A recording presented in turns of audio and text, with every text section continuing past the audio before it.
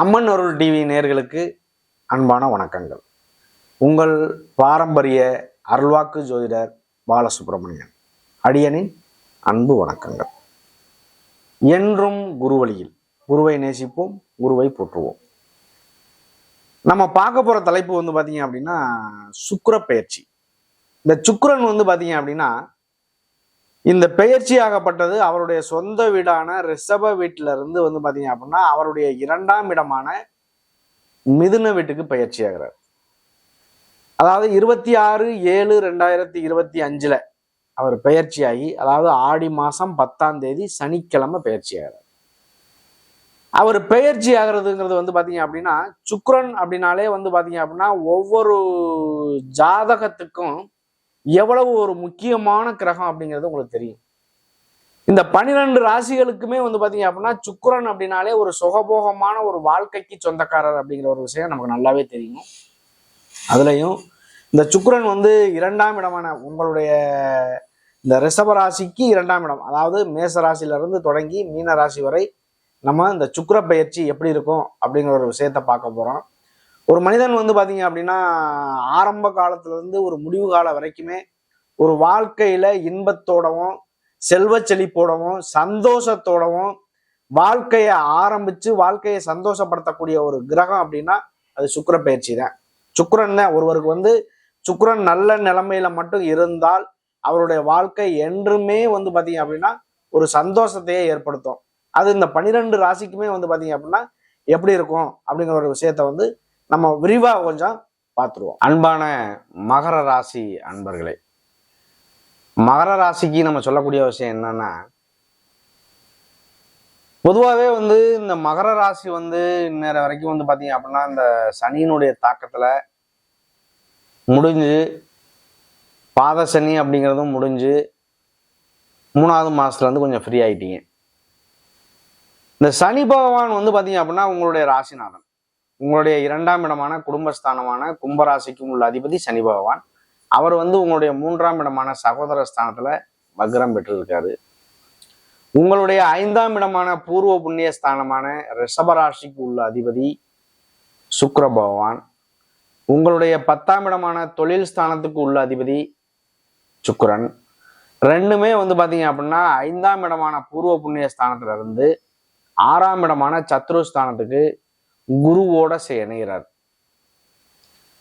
உங்களுடைய 5ஆம் இடத்த அதிபதி பாத்தீங்க அப்படின்னா 6ஆம் இடத்துல அசுபஸ்தானத்துல போய் இணைகிறார். ஆனா குருவோட சேர்ந்து இணைகிறார். வேலையில ஏதாவது பாத்தீங்க அப்படின்னா ஒரு போய் சேர்றது, வேலையில ஏதாவது பிரச்சனைகள் ஏற்படுறது, பொதுவா அது அசுபஸ்தானம் அப்படிங்கிறத நம்ம சொல்லுவோம். அப்ப அசுபஸ்தானத்துல இணைஞ்சாலுமே உங்களுடைய இந்த மகர லக்னமா இருக்கட்டும், மகர ராசியா இருக்கட்டும், உங்களுக்கு 12க்கும் 3க்கும் உள்ள அதிபதி தான் குரு பகவான். இந்த குரு பகவான் பாத்தீங்க அப்படின்னா உங்களுடைய 6ஆம் இடமான சத்ருஸ்தானத்துல இருந்து 10ஆம் இடமான தொழில் ஸ்தானத்தை பாக்குறாரு. அது இல்லாம உங்களுடைய 12ஆம் இடமான விரயஸ்தானத்தையும் பாக்குறாரு. பொதுவா அயனம் சயனம் போகம்னு சொல்லுவோம் 12ஆம் இடத்தை. அப்ப இந்த 12ஆம் இடத்தை பாக்குறதும் பாத்தீங்க அப்படின்னா ரொம்ப சிறப்பான விஷயம். அதையும் தாண்டி உங்களுடைய 2ஆம் இடத்தை குடும்பஸ்தானத்தை பார்க்கிறார்.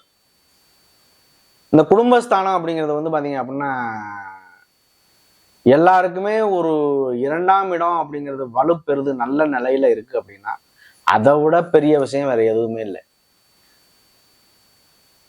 நமக்கு கிடைக்க வேண்டியதெல்லாம் நல்லாவே கிடைக்குது அப்படின்னா அதை வச்சு பிழைக்கிற அளவுக்கு ஸ்ட்ராங்கான ஒரு விஷயம் அப்படிங்கிறது லக்னம். அதுதான் உங்களை முடிவு பண்ணணும். லக்னம், லக்னாதிபதி, ராசி, ராசிநாதன் இது எல்லாமே பாத்தீங்க அப்படின்னா நல்லா இருக்கணும். பணம் காசு எல்லாமே நிறைய பெரிய சொத்து சொகம் இருந்து நம்ம ஒரு மைண்டு சரியில்லாம ஒரு நல்ல நிலைமையில இல்லாம ஒரு குழந்தை இருக்கு அப்படின்னா அதை அனுபவிக்க முடியுமா? அதை அனுபவிக்க முடியாது. நிறைய பெரிய கோடீஸ்வரனா இருக்கேன், பெரிய வீடா இருக்கு, அவனுக்கு கல்யாணமே ஆகல, அவன் வாழ்க்கையில சந்தோஷம் இருக்குமா? இருக்காது. அப்படிப்பட்ட களத்திர ஸ்தானத்து, அதாவது களத்திர அதிபதி சுக்கிரன் பாத்தீங்க அப்படின்னா ஒருவருக்கு நல்ல நிலைமையில இருக்கணும். பொதுவா 2ஆம் இடத்து அதிபதியும் 7ஆம் இடமான களத்திரஸ்தானத்து அதிபதியும் ஒன்னா இருக்கக்கூடாது யார் ஜாதகத்திலையும். அப்படி இருந்துச்சு அப்படின்னா அதுவே பாத்தீங்க அப்படின்னா திருமணம் அப்படிங்கிறது கண்டிப்பா லேட் ஆகும். அவருடைய விதி ஜாதகத்தை பொறுத்து நம்ம இங்க சொல்றது 12 ராசிக்கும் பொதுவான பலன் மட்டுமே. இது வந்து பாத்தீங்க அப்படின்னா இந்த 2ஆம் இடமான குடும்பஸ்தானத்து அதிபதியும் 7ஆம் இடமான களத்திரஸ்தானத்து அதிபதியும் ஒண்ணு சேரக்கூடாது. அப்படி சேர்ந்தா திருமணம் ஏதோ ஒரு வகையில லேட் ஆகும். பொதுவா வந்து அதுவும் வந்து 6 அந்த 2ஆம் இடத்ததிபதியும் 7ஆம் இடத்ததிபதியும் 6, 8, 12க்கு போயிடுச்சுன்னு வச்சுக்கோங்க, மறைவு ஸ்தானத்துக்கு. அது கல்யாணம் அப்படிங்கிறது கேள்விக்குறியாவே ஆகும். அது ஒரு சிலருக்கு வந்து அந்த மாதிரி பாதிப்புகள்லாம் இருக்கும். 40 வயசாகி 50 வயசாகுது வரைக்கெல்லாம் கல்யாணம் பண்ணாம நிறைய பேர் வாழ்றாங்க. அவருடைய விதி ஜாதகத்தை பாருங்களேன், ஏதாவது ஒரு வகையில ஒரு பாதிப்பு இருக்கும். அந்த பாதிப்பு அப்படிங்கிறது அவங்களுக்கு அதுவே மன உளைச்சல் ஆகி போகும். அந்த அளவுக்கு உள்ள பாதிப்பு நிறைய வந்து நம்ம பார்க்குறோம். ஜாதகம் நிறைய நம்மள்ட்ட வரக்கூடிய ஜாதகத்துல ஒரு சிலருக்கு வந்து பாத்தீங்க அப்படின்னா 40 வயசு ஆகுது, 50 வயசு ஆகுது, அப்படியெல்லாம் ஜாதகம் வருது. அந்த ஜாதகத்துல வந்து திருமணம் ஆகலை அப்படின்னா இந்த மாதிரி குறைகள் ஏதாவது இருக்கும். அப்போ அது வந்து பாத்தீங்க அப்படின்னா உங்களுடைய கர்ம வினையை பொறுத்து 100க்கு 80% உங்களுடைய கர்மா என்னவோ, நீங்க என்ன அனுபவிக்க பிறந்திருக்கீங்க, எதை நீங்க சந்தோஷமா பண்ணணும், எந்த அளவுக்கு போகணுங்கிறதெல்லாம் உங்களுடைய கர்ம வினையை ஏற்படுத்தும். அதனுடைய அதிபதி தான் வந்து பாத்தீங்க அப்படின்னா சனி பகவான். நீங்க என்ன லெவல்ல வாழ்றிய, அந்த வாழ்க்கைக்கு தகுந்த ஒரு இன்பத்தையும் தண்டனையும் கொடுக்கக்கூடியவர் அவர் தான். 7.5 சனி காலத்துல சனி பகவானை பார்த்து பயப்படாத ஒரு மனிதர்கள் இல்லை. ஆனா எல்லாரும் பயப்படணுங்கிற ஒரு அவசியம் இல்லை. நீங்க என்ன லாப நட்டத்தை நீங்க புண்ணியங்கள் எல்லாம் தேடுறீங்களோ அதைத்தான் பிரதிபலிக்கிறது அவருடைய வேலை. அதை எடுத்து நமக்கு அனுபவிக்க வைக்கிறது அவருடைய வேலை கண்டிப்பா. அப்ப இந்த சுக்கிரன் வந்து பாத்தீங்க அப்படின்னா இன்னைக்கு உங்களுடைய 6ஆம் இடத்துல குருவோட சேர்ந்து இணைஞ்சிருக்காரு. அது குருவோட சேர்ந்து இணைகிறது கோச்சாரத்துல இணைகிறாரு. விதி ஜாதகம்ங்கிறது வேற, இந்த கோச்சாரம்ங்கிறது வேற, தசாபுத்தி வேற. அப்போ உங்களுடைய இந்த மகர ராசிக்கு குரு பகவான் 6ஆம் இடத்துல இருந்து 10ஆம் இடம், 12ஆம் இடம், 2ஆம் இடத்தை பாக்குறாரு. ஆனா இந்த குரு இந்த 2ஆம் இடத்து அதிபதியும் 7ஆம் இடத்து அதிபதியும் ஒண்ணு சேர்ந்தா இல்ல 6, 8, 12 போனா திருமணம்ங்கிறது கேள்விக்குறின்னு சொன்னோம்ல, அதே இடத்தை குரு பார்த்தால் அதுக்கு மாற்று வழி உண்டு. குரு பார்த்தால் கோடி நன்மை.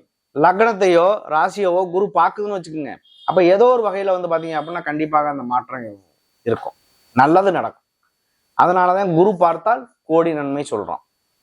அப்படிப்பட்ட இந்த சுக்கிர பகவான் வந்து பாத்தீங்க அப்படின்னா பூவோடு சேர்ந்த நாரும் மணக்கும் அப்படிங்கிற மாதிரி 2 சுபர்கள் ஒண்ணு சேர்ந்து ஒரு இடத்த பார்க்கும்போது திடீர் அதிர்ஷ்டம், திடீர் யோகம், திடீர் பண வரவு.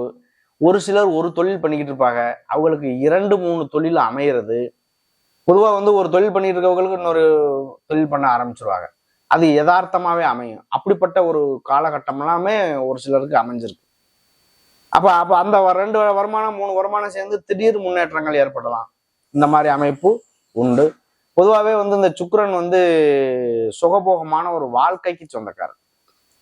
சுக்கிரன் வந்து யாருக்கெல்லாம் நல்ல நிலைமையில நல்ல சுபஸ்தானம் லக்னத்தை பாக்குறது, இந்த மாதிரி சுக்கிரன் நல்ல நிலைமையில இருக்குன்னா அவங்களுடைய வாழ்க்கை பாருங்க, ஆடம்பரமான வாழ்க்கை, ஒரு பகட்டான வாழ்க்கை, பெரிய அலங்காரமான மாளிகை, வாகன யோகங்கள், வசிப்பிடங்கள், இல்லற சுகம், தாம்பத்திய சுகம், இது எல்லாமே நல்லாவே இருக்கும்.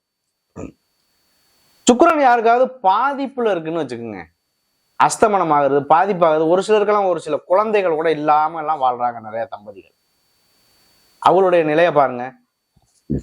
ஏதோ ஆணா இருந்தாலும் பெண்ணா இருந்தாலும் சுக்கிரன் ஏதோ ஒரு வகையில பாதிக்கப்பட்டிருக்கும். அப்படி பாதிக்கப்பட்டிருந்தாத்தான் அவங்களுக்கு குழந்தை அப்படிங்கிற ஒரு விஷயம் பாதிப்புல இருக்கு, இல்லைன்னா இருக்கவே இருக்காது. ஏதாவது ஒரு வகையில குரு நல்லா இருக்கணும், குரு பகவானும் குழந்தைக்காரகன், காரகாதிபதியும் நல்லா இருக்கணும். உங்களுடைய அமைப்பு நல்ல நிலைமையில இருக்கு அப்படின்னா அதுல எந்த குறையுமே வராது. பலவீனமா ஏதாவது ஒரு வகையில இருக்குன்னா அந்த பாதிப்புகளை உள்ளாகிறத நம்ம கண் கூட பார்க்க முடியும். இது ஒண்ணு.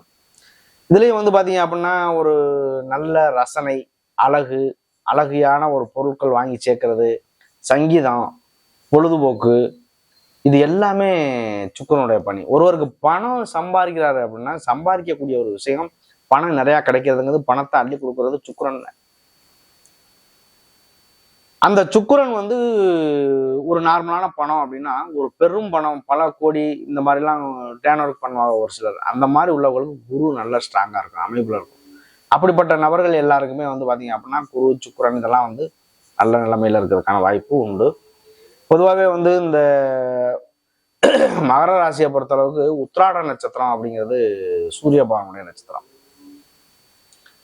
இந்த உத்திராட நட்சத்திரக்காரர்கள் இந்த மகர ராசியில வந்து, அதாவது கார்த்திகை, உத்திரம், உத்திராடம் மூணுமே வந்து பாத்தீங்க அப்படின்னா அவருடைய நட்சத்திரம் தான்.